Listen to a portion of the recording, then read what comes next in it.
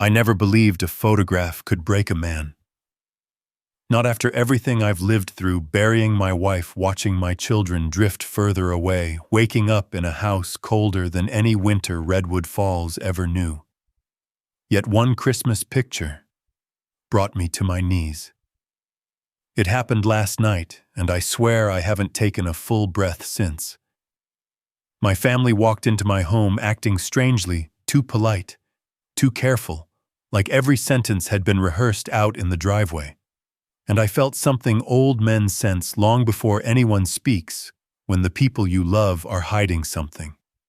Especially when that something is about you.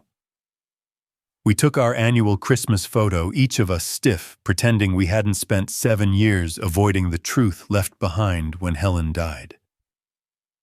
Lucas printed the photos right there in the living room, proud of his new machine, pretending everything was normal. He handed me the third print, still warm. The front looked perfect, a kind of perfect that makes your blood run cold. But when I turned it over, the world inside me shifted. A single line of writing. Ink still fresh. In the handwriting of Helen, my wife gone these 7 long years. I didn't know then that her handwriting would drag every buried family secret back into the light secrets no Christmas picture could ever disguise. And when I heard the front door slam behind us, echoing through the house, I understood this Christmas wasn't the beginning of a celebration, but the beginning of a truth none of us were ready to face. The glass trembled in my hand when the front door shut harder than it should have. Not enough to spill the bourbon, just enough to disturb the ice. For a moment, the house seemed to hold its breath. Coats rustled in the hallway, boots thudded against the old pine floor, and every sound pressed closer than it did in years past. I stood by the window, pretending to study the thin snow beginning to settle over Redwood Falls. Out on the street, the world looked peaceful, the kind of Christmas stillness people write cards about. Inside the house, the air felt tight, as if everyone had agreed not to speak of something, and were already regretting the pact. "Dad, you should be sitting." Sarah said it gently, but her voice carried that note she uses at work when she is trying to manage a situation. I turned. She balanced a casserole dish in her hands, cheeks flushed from the cold. Behind her came Mark, carrying 2 heavy gift bags, his wife drifting past him to straighten the decorations on the mantel. A family moving around me like stagehands, preparing a scene they had rehearsed too many times. I told her I was not made of porcelain. Old wood, maybe, still holding. Sarah smiled, the professional kind of smile. The one that was kind but guarded. She placed the dish in the kitchen, while her eyes measured the room the way Helen used to measure my mood. The glow of the Christmas tree reflected in her glasses. The lights blinked in slow pulses. Nothing in that room looked out of order yet. Something in the air kept shifting like a weak beam under snow. "Where do you want me, Grandpa?" Lucas appeared with a camera around his neck and a box under his arm. Tall, restless, still trying to decide what kind of man he was becoming. His breath escaped in short clouds. "Living room. I thought we could pretend we like each other in there." He laughed, and it loosened something in the room. A sound that did not match the careful tones the adults were using. He dragged the cardboard box across the floor and set it beside the coffee table with a focus that made me think of Helen preparing her holiday crafts years ago. "New printer," he said. "Thought we could get a real photo out of tonight." "Mom says you never print anything." I eased myself into the armchair by the fireplace. The armchair still held the faint shape of Helen's sitting.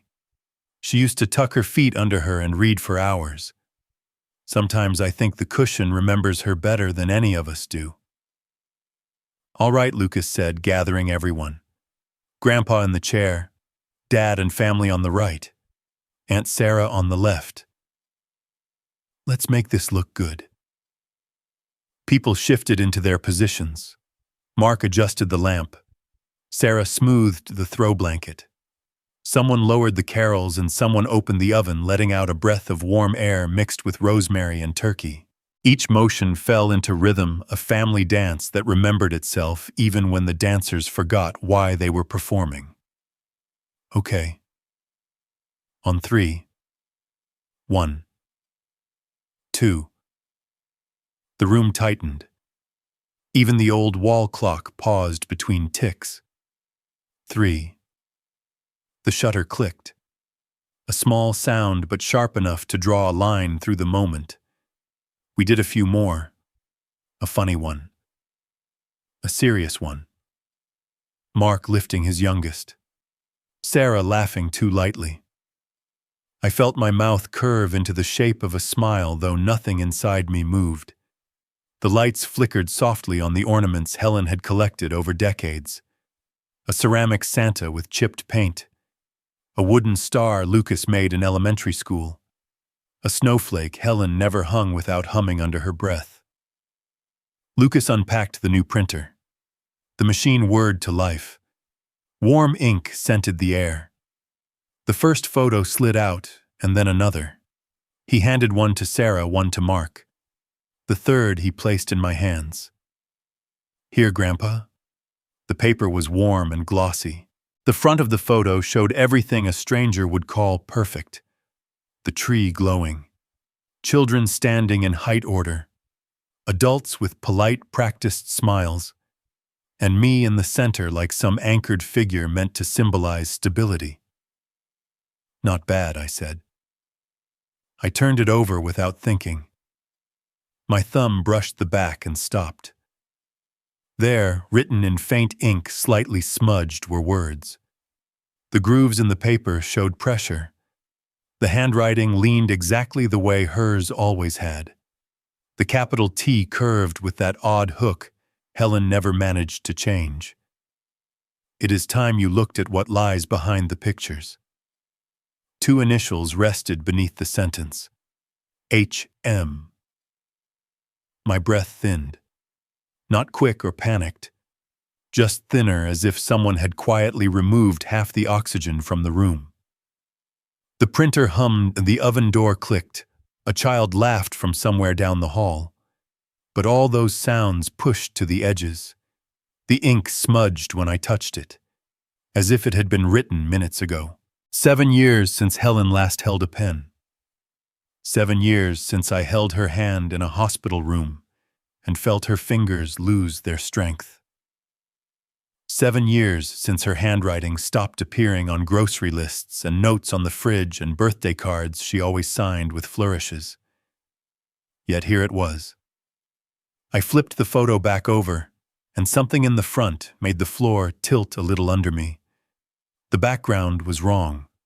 Not tonight's room.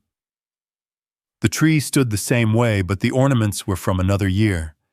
The ribbon was darker, the lighting warmer, and on the banister behind my shoulder hung a red knit scarf I had not seen since the winter before she died. The scarf she wore every cold morning when she walked with me down the driveway. The scarf that disappeared after the funeral. I had assumed someone packed it away. There it was. Casual, familiar, impossible. Grandpa, you good? Lucas's voice reached me through a layer of distance. My heartbeat steadied itself in a slow, heavy rhythm. Fine, I said. Just taking a look. Mark stepped closer. He held a beer, his tie loosened. His eyes skimmed over the photo, then to my face. You look decent in that one, Dad. At least you're not glaring. Sarah approached and rested her hand briefly on the back of my chair. The warmth of her palm lasted only a moment before she withdrew. We should frame it, she said. Put it next to the old one. It will brighten the room. Her voice tried to sound soft. Her eyes were measuring something else entirely. I angled the photo slightly toward Lucas, just enough for him to see without calling attention. His gaze shifted, landed on the writing, and held. His chest rose a little too sharply. His lips parted, then closed. Lucas, "Help me with the plates." Mark's voice came from the dining room. Lucas hesitated, then nodded and walked away. His shoulders had changed. There was weight on them now that had not been there an hour earlier. I stayed in the chair with the photo resting against my palm, the edges pressed lightly into my skin. In front of me, the fireplace flickered, the flames catching the edge of the glossy paper with a soft shine. The old family picture from years ago stood on the mantel. Helen's hand on my shoulder, her smile warm and unposed. That photo had never pretended to be perfect. Around me, the sounds of my family rose and fell. Cutlery, laughter, the oven timer. The house alive in ways I had once prayed for and now did not fully recognize. I lowered my gaze back to the photo. The front gleamed with everything we had tried to look like. The back held a sentence that felt like a doorway to something I was not ready to step into. I let my thumb rest over the initials one more time. The room blurred a little at the edges. The fire cracked softly. The clock resumed its slow ticking. I did not turn the photo again. Not yet. The fire had burned low by the time the house settled into quiet. The last footsteps faded down the hallway, a door clicked shut somewhere upstairs, and the old heating system let out a tired groan. The Christmas lights blinked steadily in the dark room, slow and patient, as if counting down to something I had not yet understood. I stayed in the armchair a moment longer, letting the weight of the photo rest against my palm.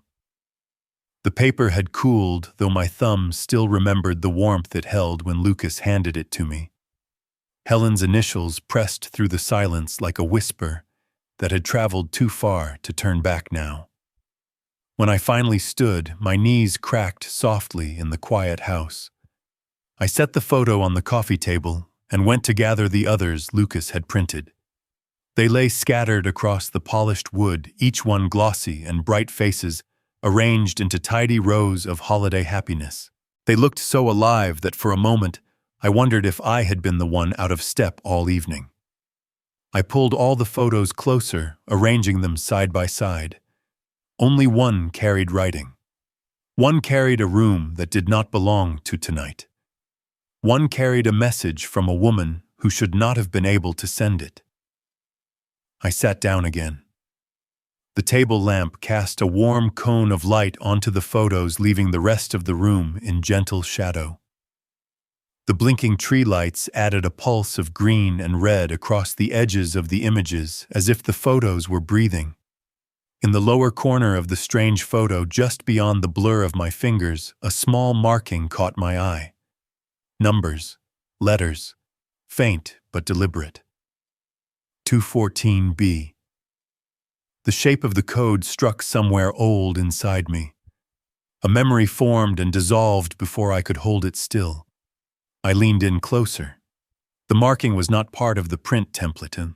It had been placed there by whoever had handled the file, and in this house only one person ever wrote numbers with that slight upward tilt at the end. Helen had mentioned that number once. It was in the early days of her volunteer work with the community fund. She had come home late one evening, her hands still smelling faintly of cold air and hand sanitizer, and she told me she needed a safe place to keep a few documents.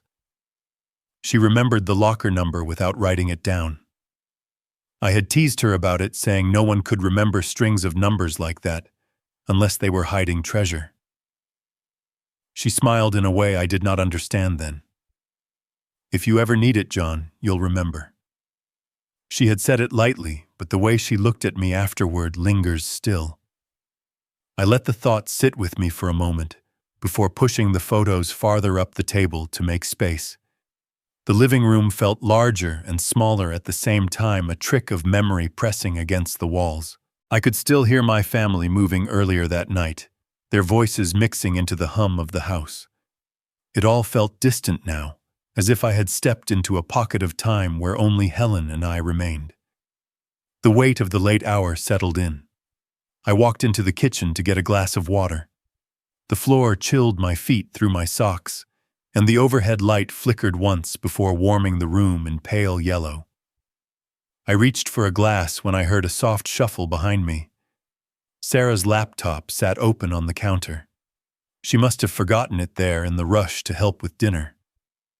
The screen glowed faintly. A word hung near the top before the display timed out. Guardianship. The cursor blinked once, then faded. I touched the lid gently, but did not close it. Her footsteps had sounded strained earlier in the day, the way she used to walk when she had a hard case at work and did not know how to leave it at the office. She had told me once that guardianship hearings were some of the hardest things she handled. Families turning on each other, not out of cruelty, but out of fear. Fear of loss, fear of change, fear of truth. Her eyes had avoided mine all evening. A sound behind me made me straighten. Mark had come into the kitchen, passing by the laptop without looking at it. He opened the refrigerator, took out a beer, and leaned against the doorframe. I showed him the strange photo. He barely glanced at the back of it before waving a hand. Something about the print shop mixing up old files, something about memory playing tricks on people my age. He meant no harm, but the words landed harder than he expected. Dad let it go. That was all he said before heading back down the hall. I stayed in the kitchen for a long moment, the refrigerator hum filling the space he left behind. I returned to the living room with the water in my hand, the cold glass sweating against my palm. The room had grown dimmer. The fire had faded to glowing embers. The shadows from the tree lights stretched longer across the floor. The house felt older in the quiet, as if it remembered things I had forgotten. I took my seat again and pulled the photos closer. The smiling faces, the tidy clothing, the half-cautious, half-polite joy. All of it felt like a set staged for someone else's life. My own place in the picture seemed both central and distant, as if I had been placed there for symmetry rather than significance. I traced the edges of the strange photo again. The letters, the code, the faint memories attached to both. The back of the picture felt heavier than the front. Outside wind brushed against the windows. The house creaked lightly in its sleep. Somewhere upstairs, a faucet dripped once the sound sharp in the stillness. I leaned back the armchair, sighing beneath my weight. For the first time all evening, the house felt like it belonged only to me. No voices, no polite smiles, no explanations offered before I even asked for them. Only the photo in my hand and the quiet of a night that was not ready to end. I set the picture down gently, smoothing its edges on the table. My fingers hovered above the code. A number from a past I had tried too hard to leave alone. A number Helen had trusted me to remember. The Christmas lights blinked again, soft and deliberate, painting the glossy surface with fleeting color. I reached for my coat draped over the back of a nearby chair. My hand paused halfway, hovering in the still air. Tomorrow had already begun forming itself in my mind. Not a plan exactly. More like a small shift in gravity pulling me towards something I had ignored for too long. I let my hand fall and leaned forward, elbows resting on my knees. The photos sat in a neat stack now, but the room felt tilted around them. A floorboard popped quietly in the hallway. Then silence returned, deeper than before. For a moment, I let my gaze settle on the single photo with writing. The ink had dried. The initials were still clear. The code waited patiently at the corner, like a door half opened. The fire gave one last faint crackle, then collapsed into a slow, glowing breath. I watched the embers pulse. I listened to the house breathe, and I allowed the quiet to answer for me. I woke before the alarm, if I had set one. A pale strip of winter light pushed around the edge of the curtains and laid itself across the coffee table. The photos were still there where I had left them, stacked neatly, but not at rest. The house was quiet in that thin way it gets after a long day of pretending everything is fine. My back ached from sleeping in the chair. I straightened slowly, feeling each vertebra argue with the morning. The embers in the fireplace had given up sometime in the night, leaving only a soft, gray hollow. The tree lights were still on, blinking stubbornly in the near dark. Red, green, red, green. A patient pulse. The picture with the writing sat on top of the stack. The surface caught the weak light, throwing a dull reflection back at me. I did not pick it up. I had seen enough of its front and its back for one night. Instead, I watched the code in my mind, the numbers resting in the corner where I had found them. 2, 1, 4. B. Familiar and foreign at the same time. There are mornings when decisions arrive fully formed, as if they had been working themselves out while you slept. This was one of them. My body stood before my mind caught up. I walked to the hallway, took my coat from the hook, and slid my arms into heavy sleeves that still held yesterday's scent of cold air and wood smoke. The floor creaked under my steps. In the kitchen, the digital clock on the stove showed a number that felt earlier than I would have chosen on another day. The coffee maker stood silent. I did not turn it on. I did not want the comfort of routine. I wanted the sharp clarity of cold. Outside, the world was muffled. Overnight snow had laid a new layer over Redwood Falls, softening the edges of driveways and mailboxes. I brushed the windshield of my truck with my sleeve and watched my breath fog the air. The engine turned over reluctantly, then settled into a low rumble. The streets were mostly empty. A few plows had passed through, leaving ridges of slush along the curb.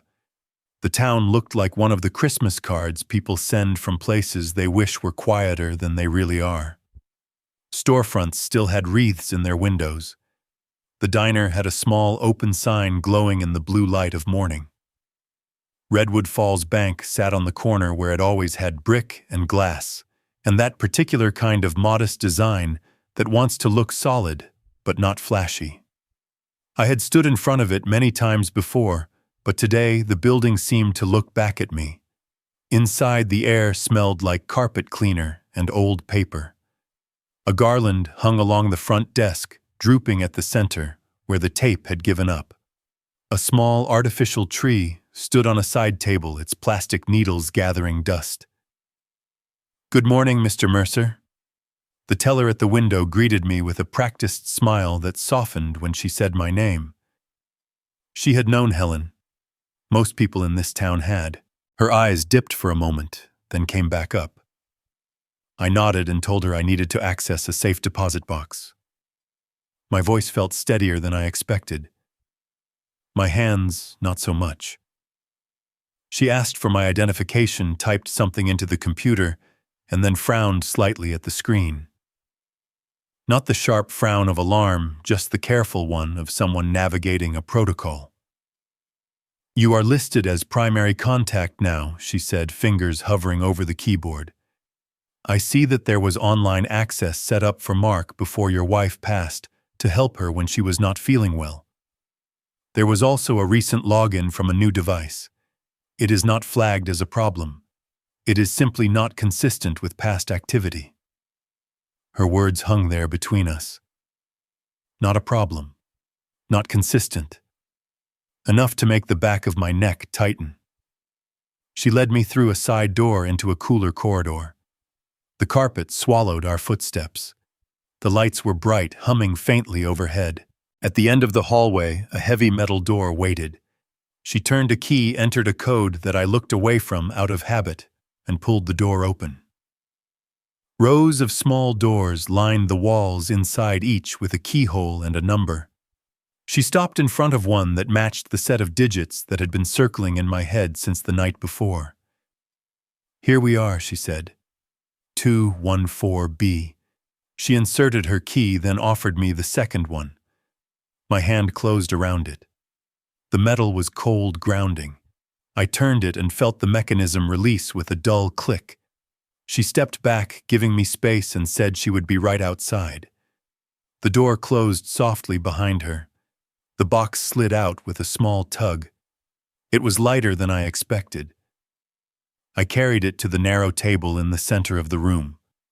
The air felt still in there, as if the metal walls held every secret that had ever been stored behind them. Inside the box, there was no glint of jewelry, no weight of cash, no thick folder of legal documents.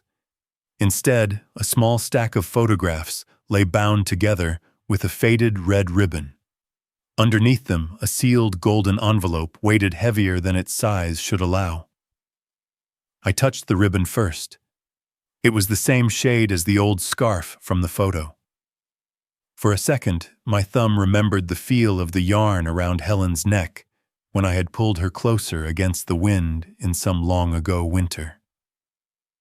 I set the ribbon aside and lifted the envelope. On the front, in familiar script that made my chest tighten, were the words written in simple black ink. For John, when love in this house begins to fade. The handwriting was steady in this one from a time before the illness had started to erode her strength. The letters were certain. She had known exactly when and why she wanted this to be opened. My fingers slid under the flap. The paper gave way with a soft tear that felt louder than it was. Inside was a single folded letter, the paper thick and slightly textured, the kind you buy when you think the words might matter. I unfolded it and saw her voice laid out in lines of ink. She wrote about the community fund first, about how excited she had been to help. The pride she felt when people trusted her with small things, receipts, sign-in sheets, coffee money. She wrote about noticing little discrepancies that did not add up, amounts that did not match, names that appeared where they should not.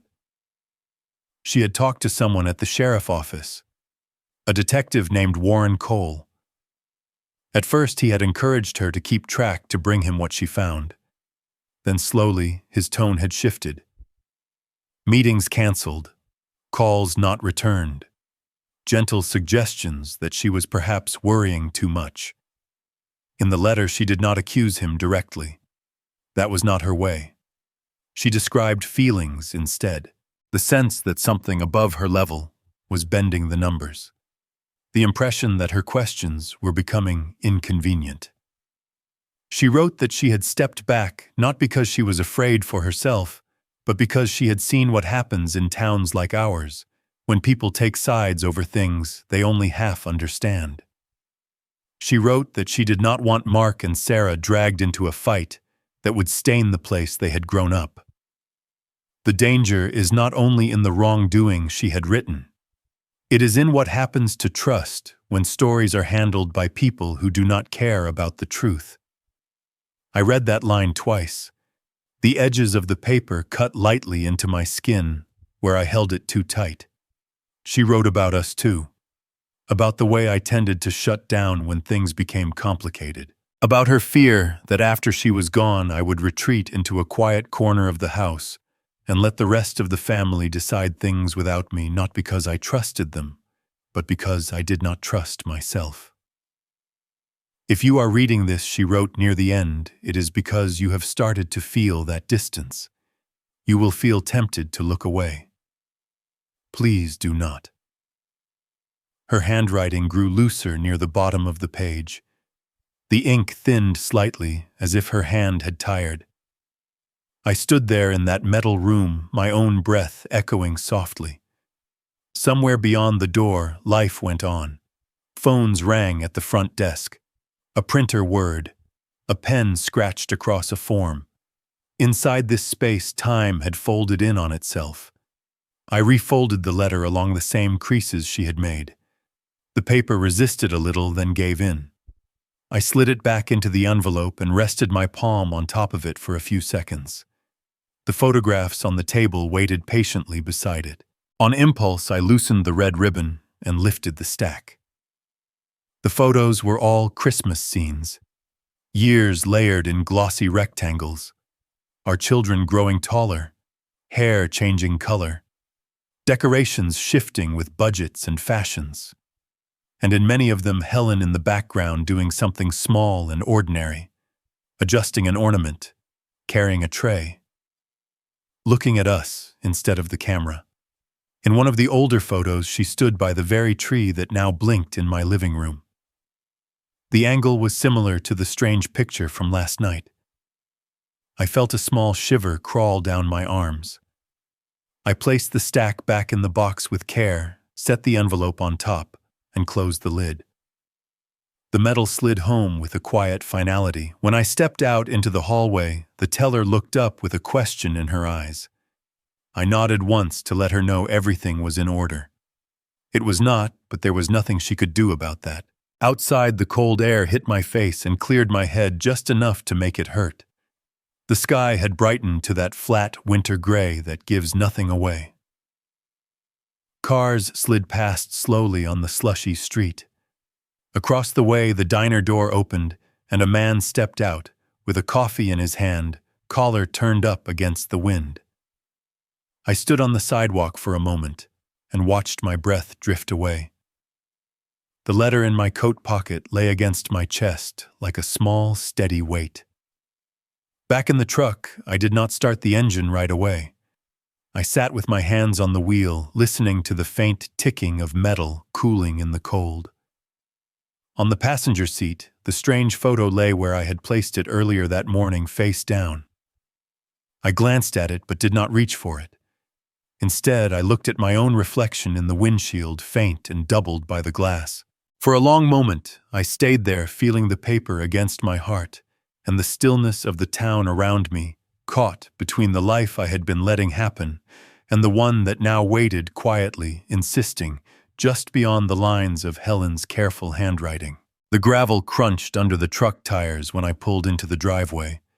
Light spilled out from the kitchen window, a warm square on the snow, and for a second I just sat there watching my breath fade on the inside of the windshield.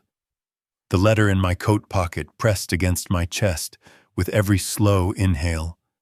Inside the house smelled like butter and sage and roasted meat. Voices rose and fell in the way families do when they are trying to sound festive. Plates clinked. A child laughed too loudly at something that was not very funny. "There you are, Dad." Sarah stood at the counter with an apron tied around her waist, hair pulled back, sleeves rolled up. She had taken Helen's place at the stove without meaning to. Mark was at the table lining up silverware, his jaw tight in the way it got when he was overthinking simple tasks. "We were starting to wonder if the bank had kidnapped you," Mark said, not looking up. "Just slow," I said. "Roads are slick." I hung my coat on the chair instead of the hook, the habit of a man not planning to stay long, even though this was still my house. The letter stayed in the inside pocket. I had not decided when or if I would show it to them. The dining room table was set for more people than it had seen in years. Good plates. The ones with the thin blue line around the rim. Cloth napkins folded into simple shapes. The kids' names written on little cards in Sarah's careful hand. The old brass candlesticks Helen used to polish every December stood in the center, unlit, waiting. Mark walked around the table, adjusting forks that were already straight. "So, Dad," he said, "what are your plans exactly?" He said it like we were in a meeting, not 10 feet from the armchair, where I had fallen asleep in front of the television 100 times. Plans for what I asked. "You know," he said, waving a hand that somehow included the table, the tree, the entire house, all of this. Long-term, retirement, healthcare, the usual. Sarah glanced over from the stove, the muscles in her face tightening before she smoothed them. "We just want you to be secure," she said. "Maybe think about things like paperwork, clear wishes, future legal clarity, that kind of thing." She kept her attention on the pan as she spoke, stirring the gravy with quick, efficient motions. The word legal hung in the air like steam. I told them I was fine, that I was not planning to fall apart this winter. My voice came out calmer than I felt. Their eyes slid over me, measuring, calculating, as if I were an account that needed balancing. From the doorway, Lucas watched all of us. He had a dish towel over his shoulder and flour on his forearm, some remnant of helping earlier. When I met his eyes, he looked away first. Dinner time, Sarah called louder than necessary. Everyone gathered chairs, scraping small hands, reaching for rolls before being slapped away gently. The kids scrambled into their seats. Mark's wife passed the salad. Someone poured wine. Someone filled water glasses. Every motion correct, remembered, rehearsed. "All that is left is the turkey," Sarah said, and tried to sound cheerful. "Mom, old tradition, remember." She walked back into the kitchen and returned with the roasting pan held carefully in both hands. The bird was browned just right, skin crisp, herbs darkened at the edges. She set it down in the center of the table with a little flourish, like she was presenting evidence in a case she knew she would win. "It looks great," I said. She handed Mark the carving knife. He shook his head. "No," he said. "You do it." Mom would have wanted the hostess to carve. She rolled her eyes at the word, but took the knife. The room quieted in that respectful way people save for ceremonial moments. Even the kids held still. She steadied the turkey with the fork and made the first cut along the breast. Juice ran into the pan, the smell of roasted meat rising up in a warm wave. She made another cut deeper, and something pale slid out from the cavity and dropped onto the plate with a soft, wet thud. At first it looked like a piece of skin. Then I saw the straight edge of plastic. "What is that?" one of the kids said, half amused. Sarah set the knife down, hands suddenly empty. She reached in with the fork and lifted out a small envelope wrapped in clear plastic wrap, now smeared slightly with gravy. For a second, she just held it above the pan, dripping. The room froze around her. Plastic crinkled under her fingers as she peeled it away. An envelope emerged, the cheap office kind we always kept in the drawer by the phone. On the front, in looping, unmistakable handwriting, was my name. John. My stomach clenched. Not in fear exactly. More like recognition coming in too fast. All eyes turned to me as she held it up. "This some kind of joke," Mark said. His voice tried to be sharp, but there was something brittle underneath it. I reached out, and Sarah placed the envelope in my hand, like it might break. Her fingers brushed mine, cool and damp. The paper itself was dry, sealed cleanly along the flap. Helen handwriting flowed across it, not shaky like the note on the back of the photo, but firm, confident from a time before the illness. Helen wrote that I said more to myself than to them. Mark laughed once, short and humorless. "Sure, Dad, because that does not sound insane at all." Sarah did not laugh. Her face had gone pale. She stared at the envelope as if it might burst into flame. Lucas sat 2 chairs down from me, his shoulders tight, his eyes locked on the spot where the envelope had been pulled from the bird. His napkin was twisted between his hands, the fabric wrung almost into a rope. I turned the envelope over. On the back in the same hand there was another line. "For the year we stopped saying things." My throat felt thick. I slid a finger under the flap and opened it. The sound was quiet, but everyone heard it. The children leaned forward before their parents gently pulled them back. Inside was a single photograph. I knew it the moment I saw the corner of the frame. I had been there that day. Christmas of 2015. Helen last Christmas. I pulled it out carefully. There we were, arranged in front of the old tree. The kids younger, my beard less gray. Sarah beside Helen, hand resting lightly on her daughter's shoulder.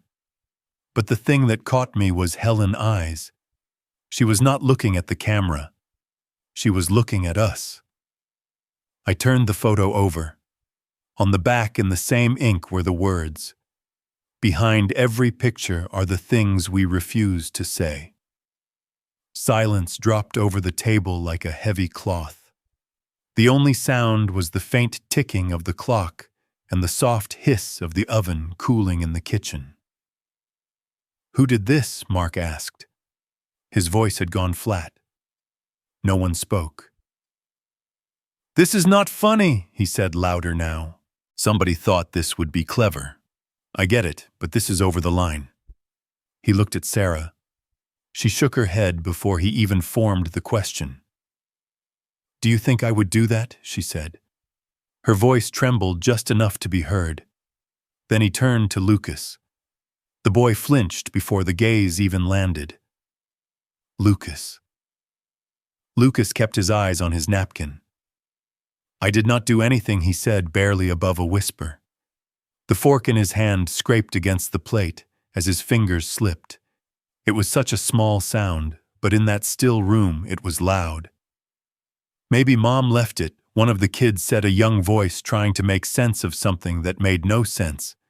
"That is enough," Sarah said quickly, and sent the child a warning look. Everyone looked back at me. The man whose name was on the envelope. The man who had stood in a bank vault that morning, holding another message from the same hand. My phone vibrated in my pocket. I ignored it. It buzzed again, insistently.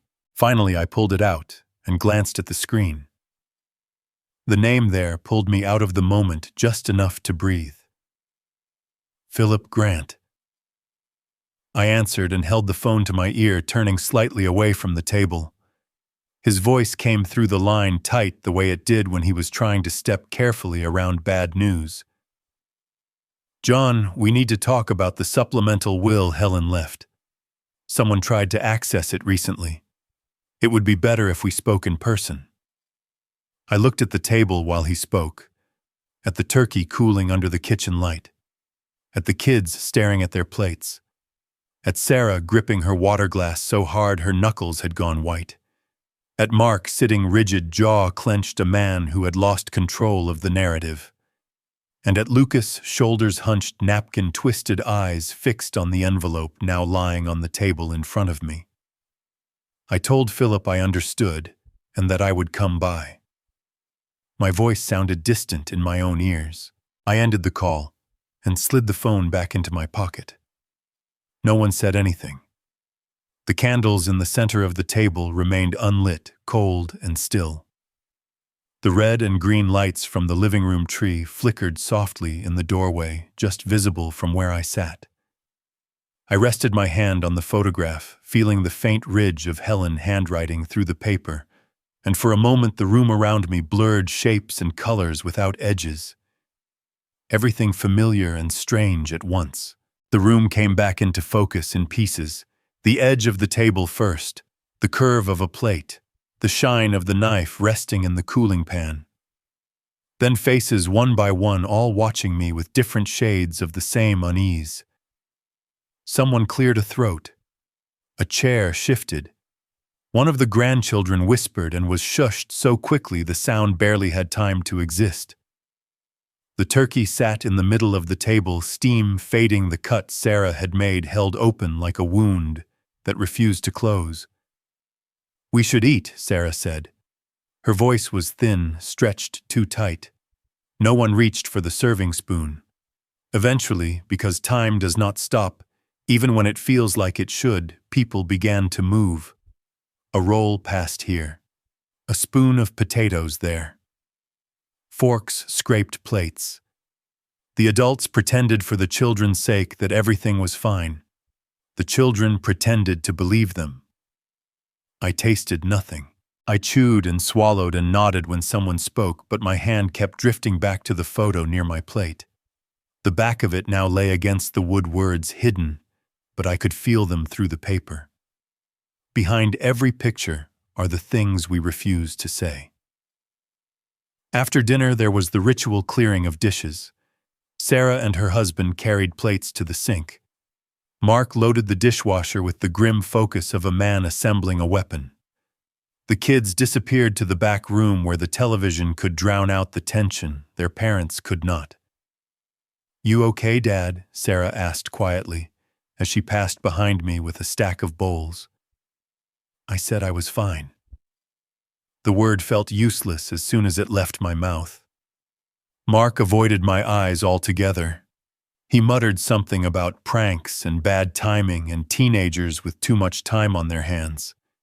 His jaw had set in a way that meant the conversation was not done, only delayed. By the time the last dish was stacked, the house had split itself into zones. The kids' room, a bubble of forced normalcy.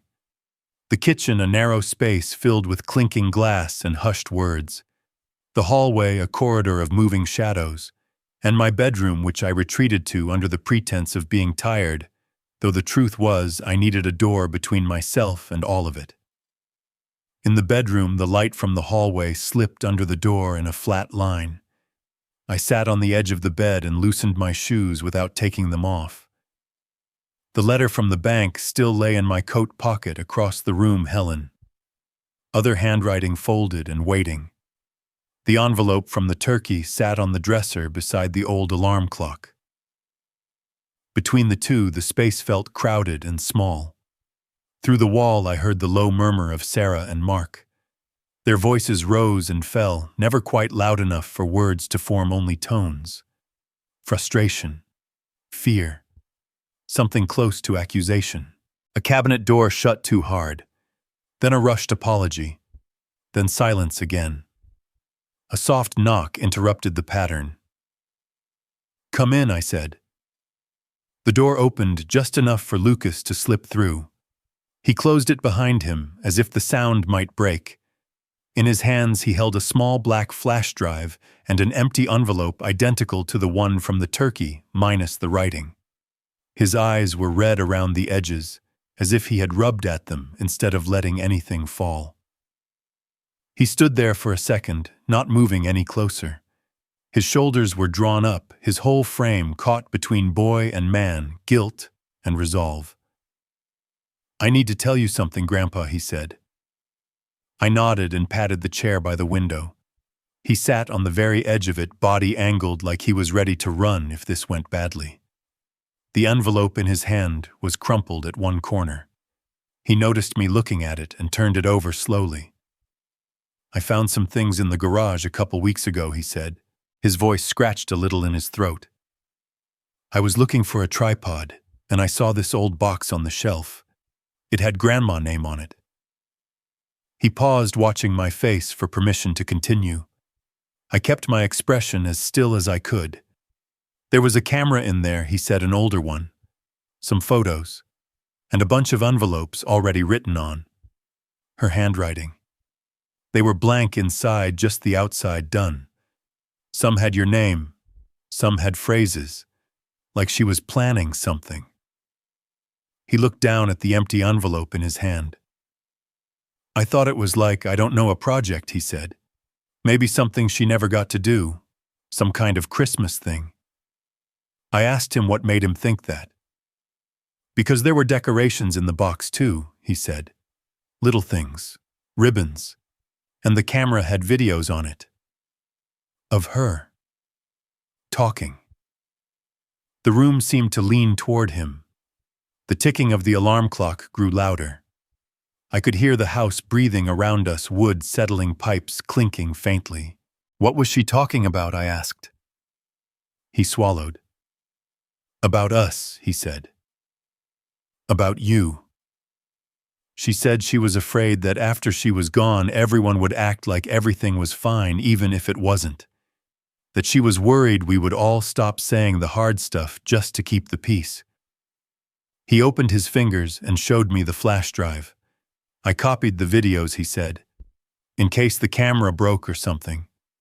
I didn't want to lose them." He took a breath, then another, like they hurt going in. "She said your name," he added. "She said she hoped you would be the one to break the silence if it ever got too loud." He looked up at me, then, young and desperate and honest in a way most adults forget how to be. I knew the photo had not climbed into the turkey by itself. I knew the envelope had not walked out of some drawer. Hearing him say it still felt like a door closing gently behind us. You put it in the bird, I said. His cheeks flushed. Yeah, he said. I did. I took one of the envelopes from the box. The one with your name. I took the photo from the camera case.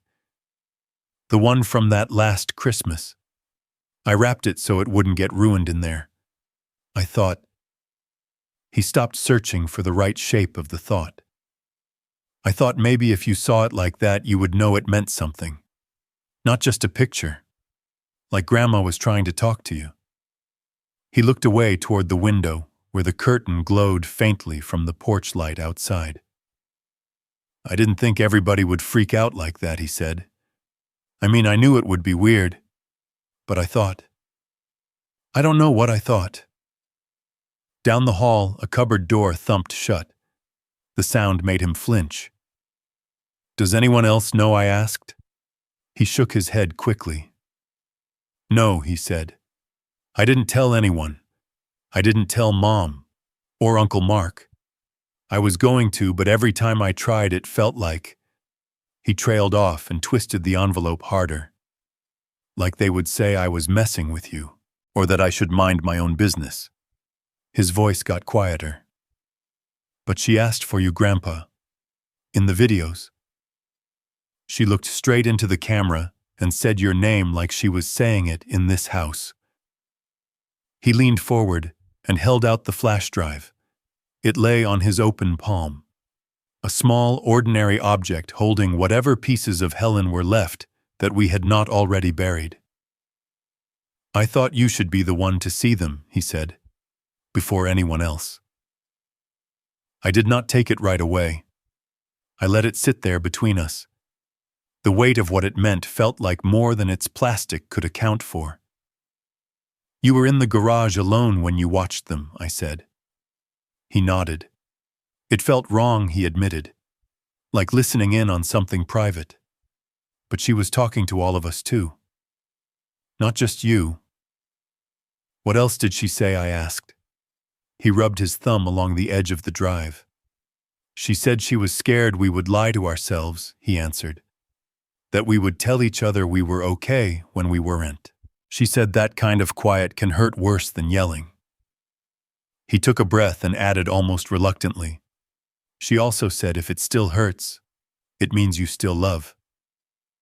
She smiled when she said that. For real, not like in the posed photos. My chest tightened around something I had been holding there for 7 winters. I reached out and closed his fingers around the drive again for a moment. You took a risk tonight, I said. With that turkey. He winced. Yeah, he said. I get that now. I let a small, tired smile cross my face. I'm not angry with you, I told him. You were trying to listen to her. Most of us have not been very good at that lately. He blinked hard. Some of the tension left his shoulders. He sat back in the chair as if his bones had suddenly remembered they were allowed to rest. Down the hall, the argument in the kitchen had faded to low murmurs. A cupboard opened and closed. Water ran briefly and then stopped. The house seemed to exhale. I held out my hand again. This time he placed the flash drive in it without hesitation. Our fingers touched for an instant, warm and cold meeting in the space between. Thank you, I said. He nodded, then looked toward the door. I should probably go pretend to do homework, he said, so they don't come looking for me. He stood up, then hesitated. You are going to watch them, right? He asked. Not tonight, I said, but soon. He accepted that. On his way out, he paused at the dresser, eyes flicking to the envelope from the turkey. He did not reach for it. He only let his gaze rest on my name one more time before he opened the door. In the hall light, he looked younger again. Then the door clicked shut softly behind him. I sat there for a long time with the flash drive in my hand. The plastic warmed slowly against my skin. The faint sounds of the house filtered back in, muffled and distant. On the nightstand, the alarm clock numbers shifted from 1 minute to the next. The room held its breath with me. I did not move to the computer. I just watched the small black shape in my palm, feeling its edges, knowing that somewhere inside it, Helen's voice was waiting, and that when I finally listened, nothing in this house would be able to pretend in quite the same way again. By morning, the flash drive was still on the nightstand, where I had left it. A small black bar against the wood, catching a line of pale light that slipped through the crack in the curtains. I lay there for a moment, watching the way the light edged around it, and knew I could not spend another day pretending it was just plastic. The house was quiet. The kind of quiet that follows a night when everyone went to bed without really saying goodnight. I could hear the furnace cycling on and off, the faint rush of air through the vents. Somewhere a floorboard ticked as it adjusted to the cold. I dressed heavier than the day before.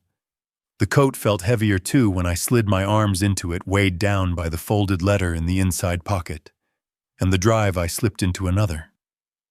On the dresser, the envelope from the turkey lay beside the old family photo. Helen's handwriting turned toward the ceiling.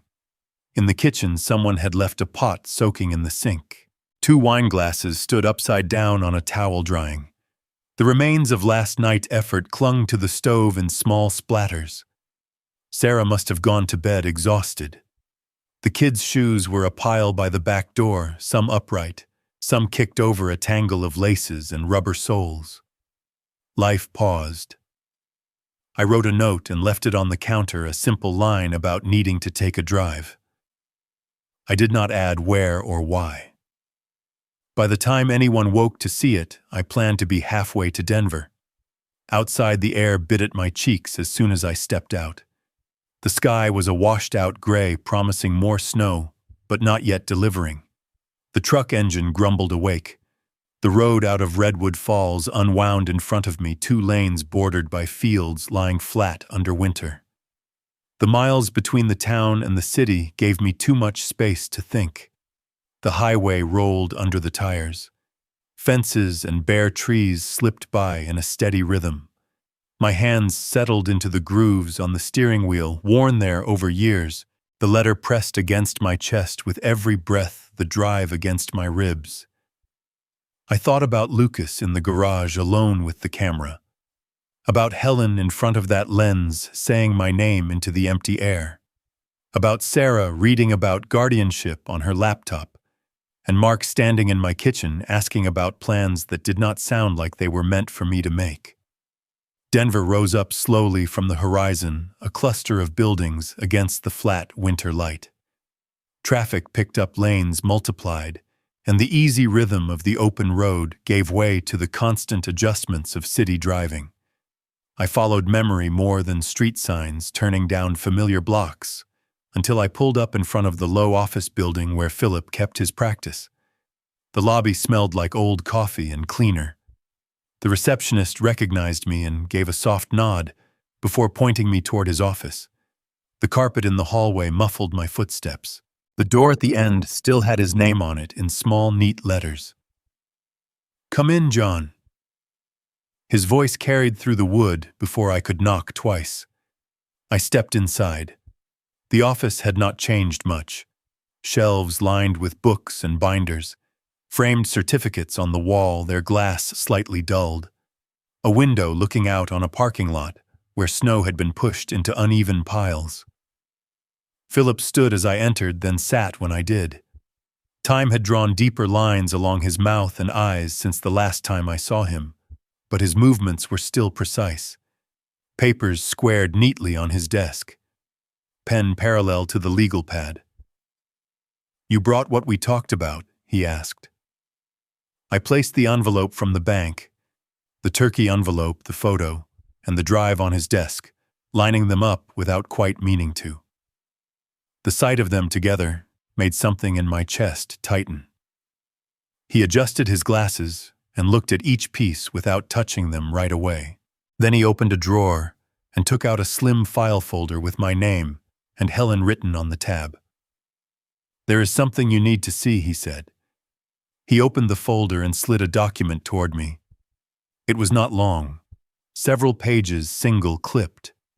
The paper felt heavier than regular copy paper, the weight people reserve for things they are not sure anyone will ever read, but feel compelled to put down anyway. This is the supplemental. Will your wife prepared, Philip said. We drew up her primary will years ago, you remember, and after her diagnosis, she asked for an additional document. Not to change who received what, but to make clear how certain matters should be handled if conflict ever arose. Her phrase, not mine. The first page was mostly structure and legal phrases. I caught my own name, my children's names, the bank account numbers I recognized. Further down, the language shifted from the general to the specific. Philip tapped one paragraph lightly with his finger. Here, he said. I read slowly. Helen had written that in any situation involving questions about her death, her medical care, the community fund investigation, or any use of her name in connection with those events, authority over her papers and digital records belonged to me alone. It stated plainly that neither Mark, nor Sarah, nor any third party should make decisions about those matters without my consent.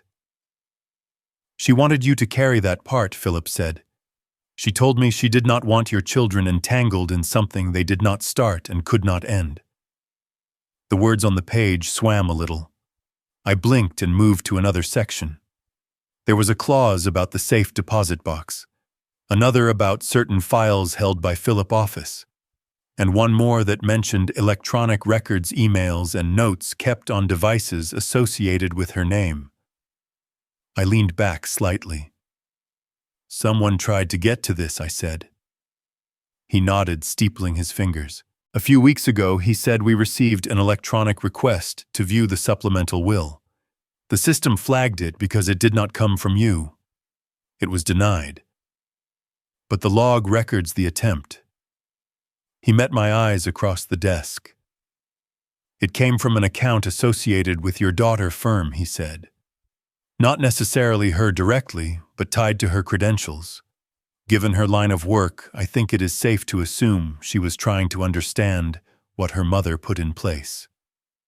Fear can drive a lot of research. The words sat heavy between us. I pictured Sarah at her desk in Denver, eyes moving quickly across screens, trying to get ahead of a future she did not trust. Philip reached into the folder again and pulled out a note in handwriting I recognized instantly. A short page, ink slightly faded. Helen also left this, he said. She asked me to read it with you if the day ever came. He handed it across.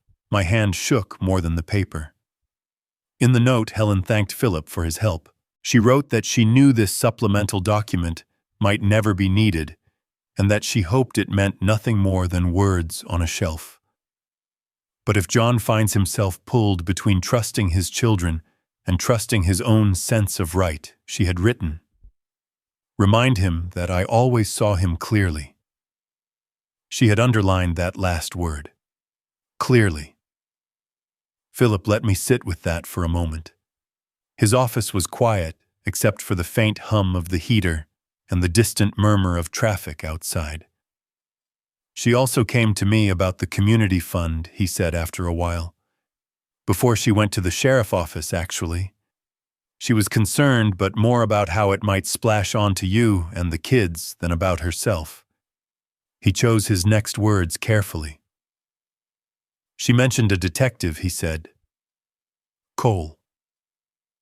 Warren Cole. At first she thought he was helping. Later she felt her concerns were being redirected, softened. It gave her pause.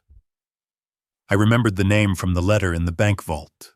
Seeing it confirmed here from another angle made it more solid, less like a ghost. Did she think he was part of something, I asked. She suspected that information might be handled in a way that protected certain reputations at the expense of clarity, Philip said. She did not want her family dragged into any conflict that might arise from that. So she quietly withdrew. She felt she had done enough by naming what she saw. He leaned back, folding his hands. Your wife was not naive, he said. She knew systems are made of people, some good, some less so. She also knew that when families get pulled into these kinds of storms, they can forget why they came together in the first place. I looked at the drive on his desk, at the envelopes, at the photo, at the neat edges of the supplemental will. She tried to protect us, I said. He nodded. In her way, yes, he said. She tried to give you room to decide what to do with the truth, and to keep your children from shouldering blame for choices that were never meant to be theirs. We sat in silence for a few breaths. Philip spoke again, softer this time. I cannot tell you how to use this, he said, nodding toward the documents. That is not my role. But I can tell you what your wife told me. She said that if this ever came into play, it meant that love in your house had been bent, not broken. Those were her words. Bent, not broken. On the way out, he walked me to the door. His hand rested briefly on my shoulder, a gesture that held more than professional courtesy. If you need me again, he said, you know how to find me. Outside, the city felt louder. Cars in the lot. Someone scraping ice from a windshield. A delivery truck backing up with a beeping sound that cut through the cold air. I sat in the truck with the engine off for a long minute. The supplemental will lay on the passenger seat, folded back into its folder. The drive sat in my coat pocket again, next to Helen letters, next to the weight of her choices. The highway home stretched ahead, a ribbon of dark asphalt bordered by snow. As I drove, afternoon light slipped lower, turning the fields a muted silver. The heater blew warm air on my hands. The wipers pushed away occasional flakes. Pieces of the last few days shifted inside me. Helen's silence took on a new shape. Mark insistence on plans. Sarah research into control. Lucas' secret trip to the garage. And me moving through all of it with my eyes half closed, telling myself I was staying out of the way when really I had simply stepped aside. The closer I came to Redwood Falls, the clearer the outlines of the town became. The water tower, the church steeple, the strip of small businesses along Main Street, lights starting to come on in the windows. I slowed as I turned onto my street. The house came into view, the tree lights blinking softly behind the front window, the same patient rhythm as before. The driveway was full. They were all still there. I sat in the truck a moment longer, my hand resting on the folder beside me, listening to the ticking of the cooling engine and the distant sound of a dog barking somewhere down the block. The sky had gone from gray to the first hint of blue evening. Then I reached for the door handle. The air outside met me with a chill that felt sharper than the one I had left in the morning. The lights in my living room glowed against the gathering dark. I stood there for a heartbeat, the folder under my arm, the drive and letters against my chest, knowing that once I walked back into that house, pretending would no longer be an option, not for any of us. The door felt heavier than it looked when I pushed it open. Warmth met me first, the smell of reheated leftovers and whatever candle Sarah had lit to cover it. Voices floated from the kitchen, low and strained like a song played on the wrong station. The Christmas lights in the living room blinked in that same slow rhythm, red and green splashing against the walls. I set the folder on the small table by the door and hung my coat on the hook this time. The weight of the drive and the letters left my body, but not my mind. I stood there a moment, listening.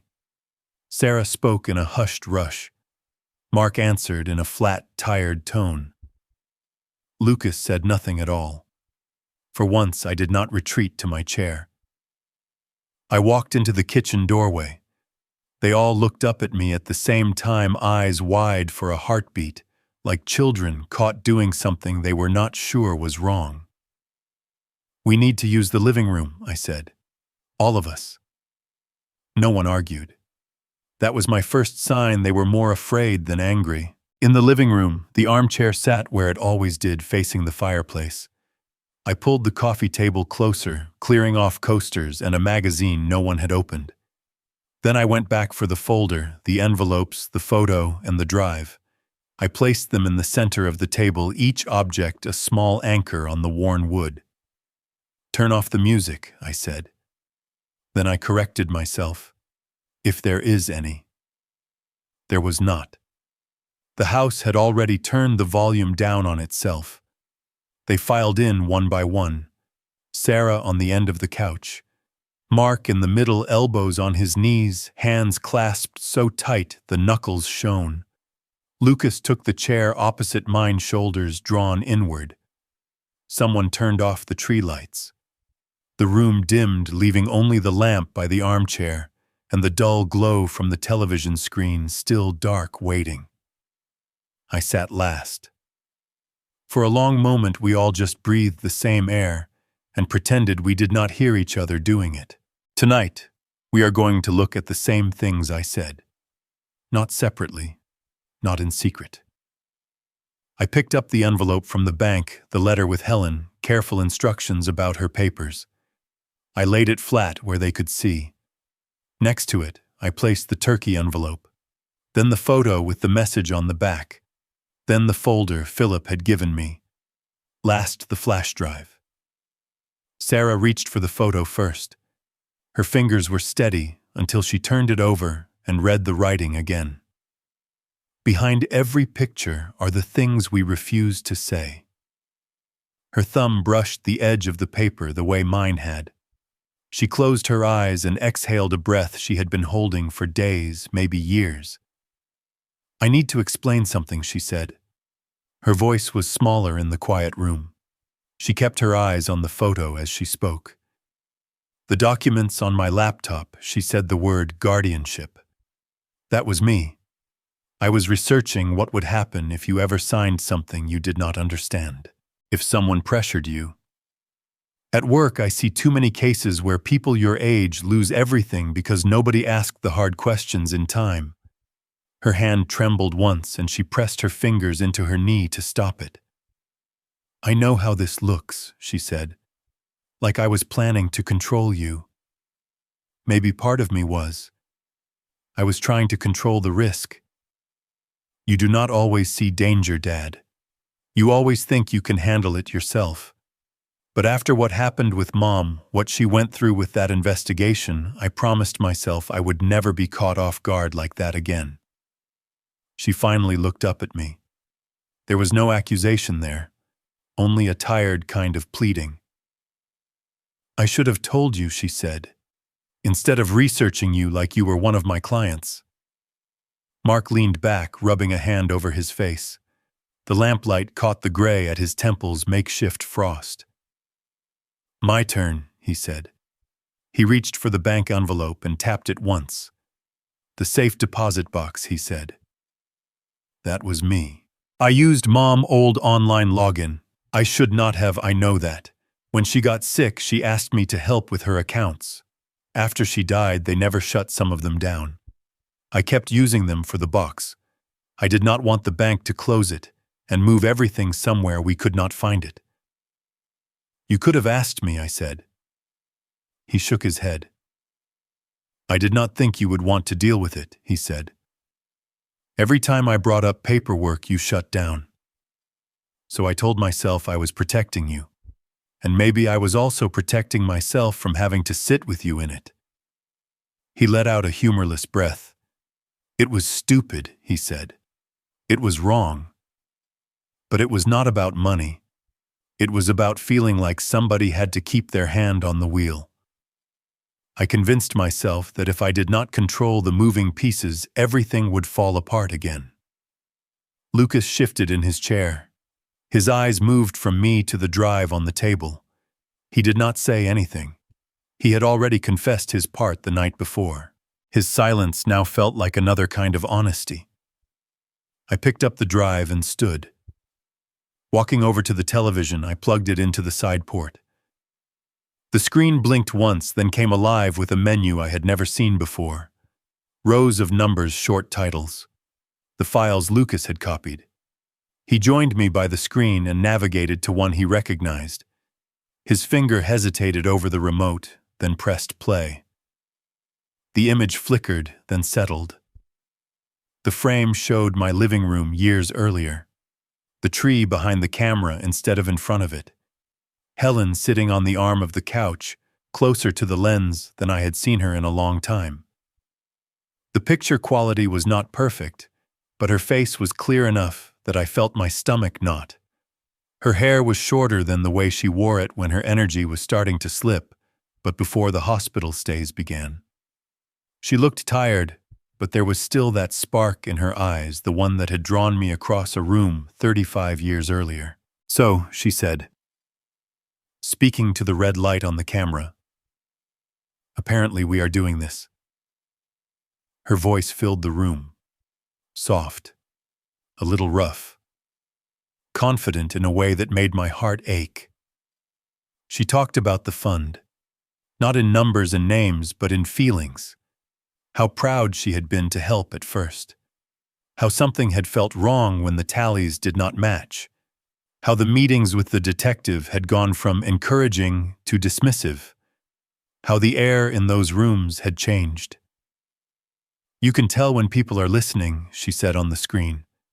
"And you can tell when they are pretending to listen while they hope you get tired and go away."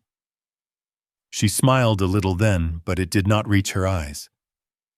"I am not afraid of trouble," she went on. "I am afraid of what trouble does to the people I love. I do not want to leave my family with a fight they did not choose."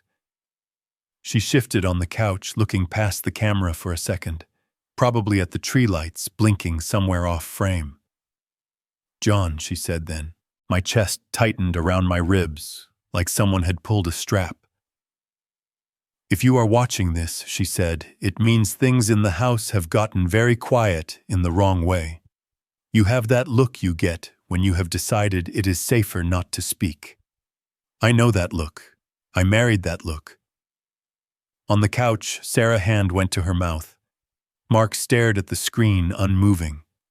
Lucas watched her like he was learning his grandmother face for the first time, even though he had known it his whole life.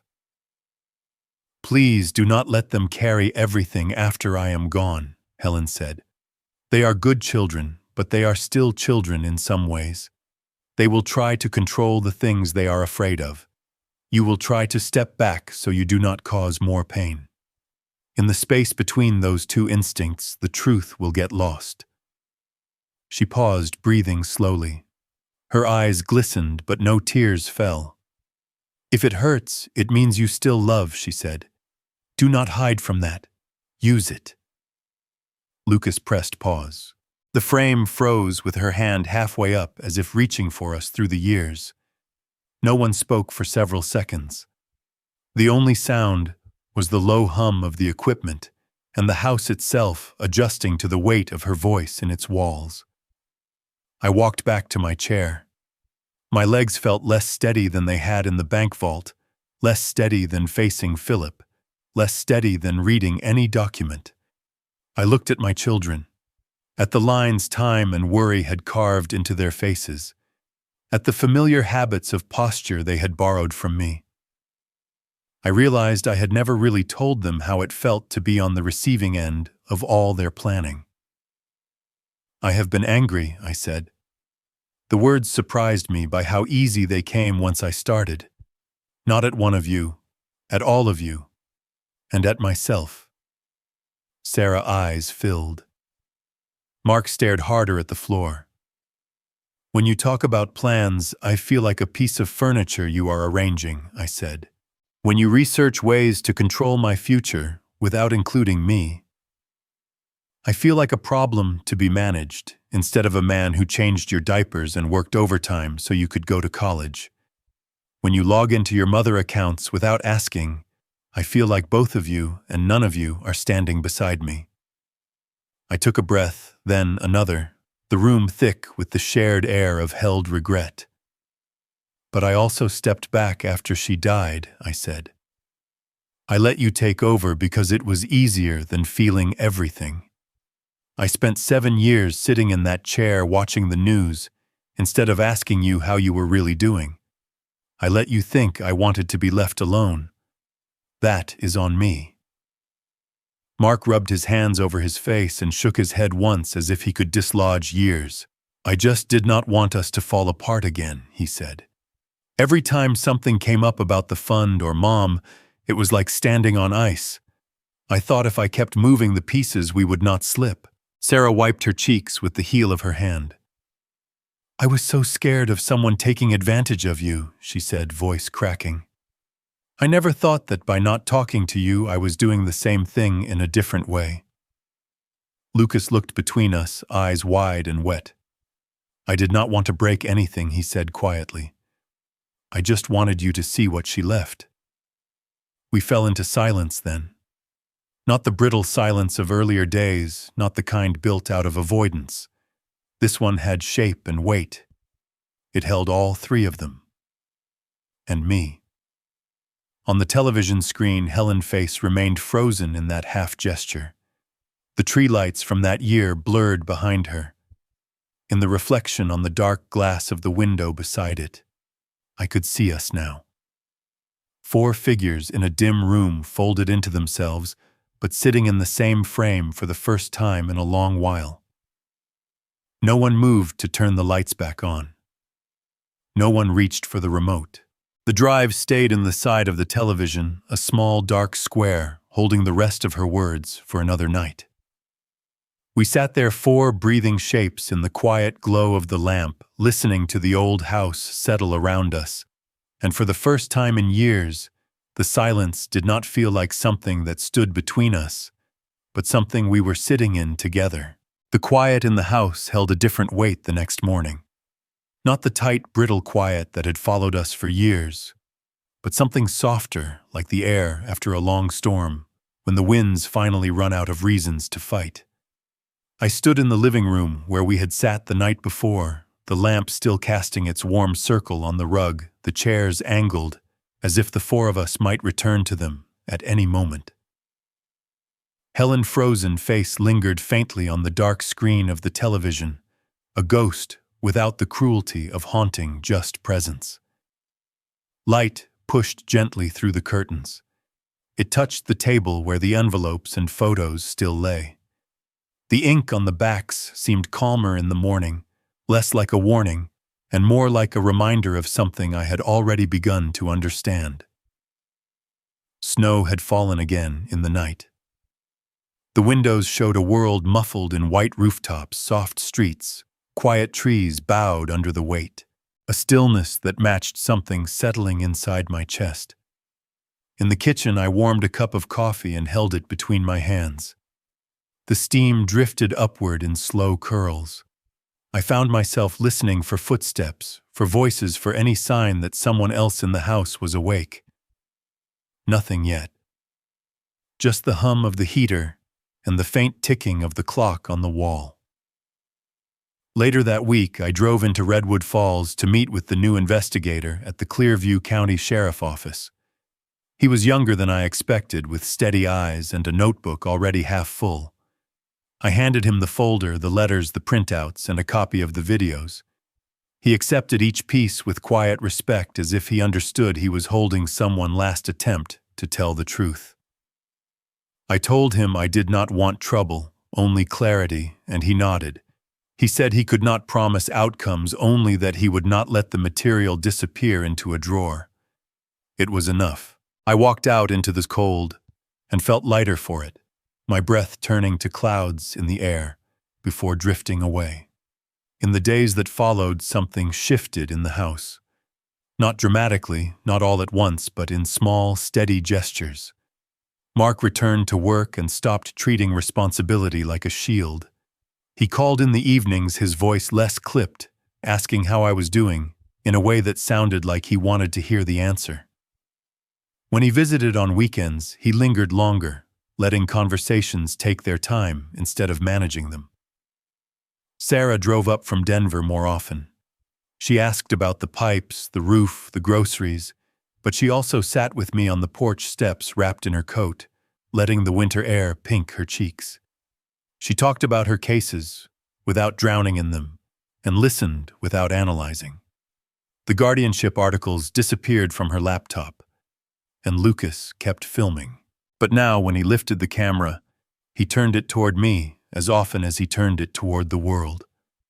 Sometimes he caught me unaware standing by the window or stirring a pot on the stove, and I pretended I did not notice. Other times he asked if I wanted to say something to his viewers. I never quite did, but the invitation alone felt like a bridge. One afternoon, as the snow eased into a thin white fog, I laid all the Christmas photos on the kitchen table. The wood grain beneath them looked like currents, as if time itself ran across the surface. The photos did not line up neatly. The colors were different. The faces had changed. Some smiles seemed forced, others tired, others full of something we had forgotten how to show each other. They were not perfect, not a single one, but together they made more sense than they had alone. I looked longest at the 2015 photo, the one from Helen camera. She was standing just off center, her hand resting lightly on Sarah's shoulder. She was not looking at the camera. She was looking at us. The version of us that would one day have to learn how to live without her. The photo from this year sat beside it. Me in the armchair. The kids standing behind me, stiff but trying. A shadow of hurt, a thread of confusion, and something else tucked in the corners of their eyes. Something real. I gathered them slowly, smoothing corners, brushing away dust. Then I set the newest one aside and lifted my phone to call Lucas. "Bring your camera over," I told him when he answered. "And your tripod." He arrived an hour later, boots wet from the slush, cheeks flushed from the cold. Mark came soon after, then Sarah. None of us dressed up. None of us tried to stage anything. We just stood where we ended up, standing, me in the chair, Sarah on my right, Mark on my left, and Lucas adjusting the focus with a seriousness that belonged to someone twice his age. When the shutter clicked, I felt something settle inside me, not quite joy, not quite grief, but a place where the two could sit without fighting. After they left, I placed the new photo on the table with the others. The light from the window touched the edges. The faces were imperfect, a little worn, a little raw, but they were honest in a way we had not learned to be until now. I turned the photo over and picked up a pen. The ink spread slightly as it touched the paper. I wrote slowly, the letters looping into each other, the way Helen handwriting used to, though mine never matched her grace. The first Christmas after Helen, when we finally told the truth. I set the pen down and let the words dry. Snow drifted past the window, thin and quiet. The house felt full, even though I was alone in it. Someday someone may flip that photo over. Maybe one of the grandchildren. Maybe someone who never met Helen. Maybe someone who only knows us through the stories we leave behind. If they do, I hope they understand that the picture was never the point. It was what rested behind it. The silence we carried. The things we feared to say. The love that kept trying to find a place to stay. The heater clicked on. The windows brightened as the clouds shifted. I picked up the photo again, holding both sides in my hands, the weight of truth and memory balanced between my fingers. A Christmas photo can look perfect, Helen had taught me. Perfect until you dare to turn it over. I looked at the world outside, the snow easing to a gentle drift, the color of the sky softening into a pale blue. Then I placed the photo among the others and let the quiet settle around me like a blanket, warm, steady, and finally enough.